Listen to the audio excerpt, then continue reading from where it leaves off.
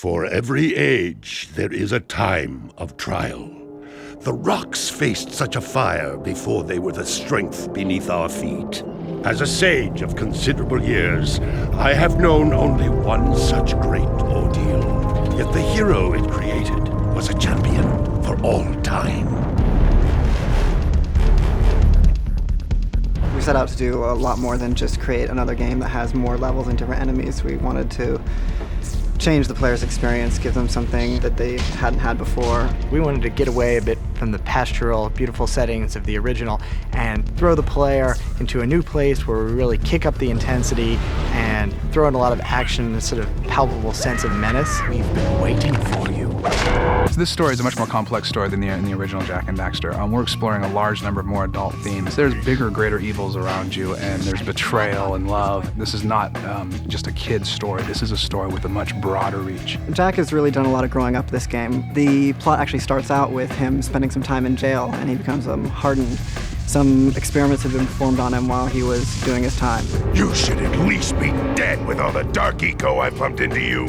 When he emerges, he's definitely changed, and Daxter takes notice of that right away. Say something! Just this once! I'm gonna kill Praxis! Shh. Right now, we gotta get you out of here. Now we really have the opportunity to really develop his persona and his character. There's a very volatile element to this universe, which is the dark eco. And now we start to see how that's affecting Jak. Easy now. Easy, buddy. It's your old pal Daxter, remember?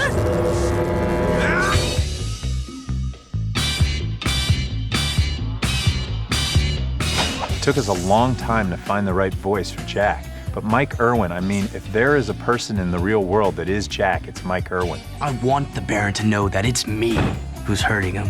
Max Casella has returned to reprise the role as Daxter, and he is just a goldmine for us. Blow it out your ear! You were bottle-fed, weren't you? He's a bit grown up now because he's now in the big city, and there's a lot of big city vices for him to experiment with. Wait, I've seen you before. Shh! I'm Tess. Play along, and I may be able to get my hands on a few secrets. Ooh, I love undercover work, baby. The abusive Daxter is the fun of this game.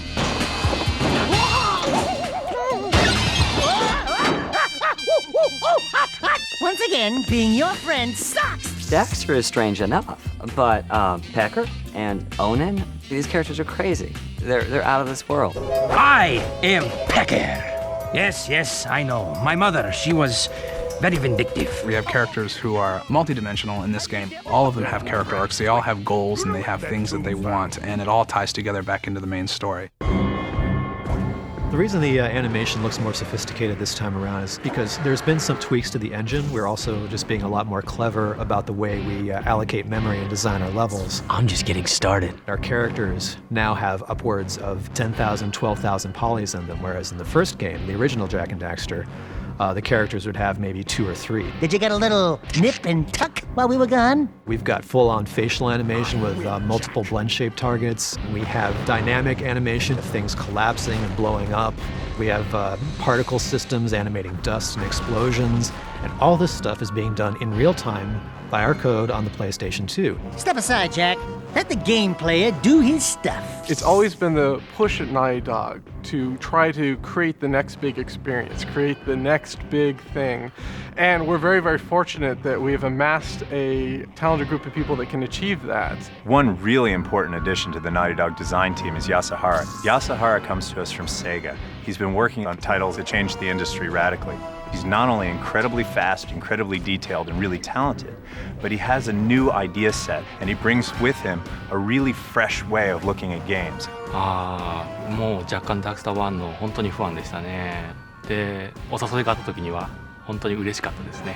これでやっと理想のチームと仕事ができるんだっていう、本当に楽しみでしたね。The locations in Jak II are just f***ing huge. I mean, it's out of control. There's one location that is 25 times larger than our largest location in the original Jak and Daxter. So the amount of gameplay and immersion that you're going to get inside of these environments is just going to blow your mind. There's so much more of everything. There's more enemies, there's more in-game characters to interact with. Everything is just more of Jak has tons more moves, he has a hoverboard, he has weapons, and then there's other stuff that you'll get to see when you play the game.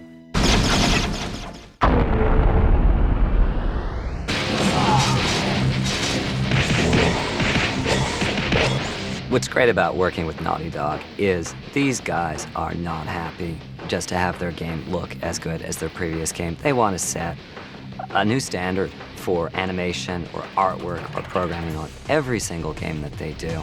We have far better creature intelligence. We have far better cinematic sequences. We have far bigger and far better worlds to explore, locations to go to, a humongous city. Jak II is really a landmark title for Naughty Dog. We're really trying to create a cinematic feel that will set the new standard that other games will try to emulate. I think the PlayStation 2 and Jak and Daxter are really pushing entertainment into a new direction.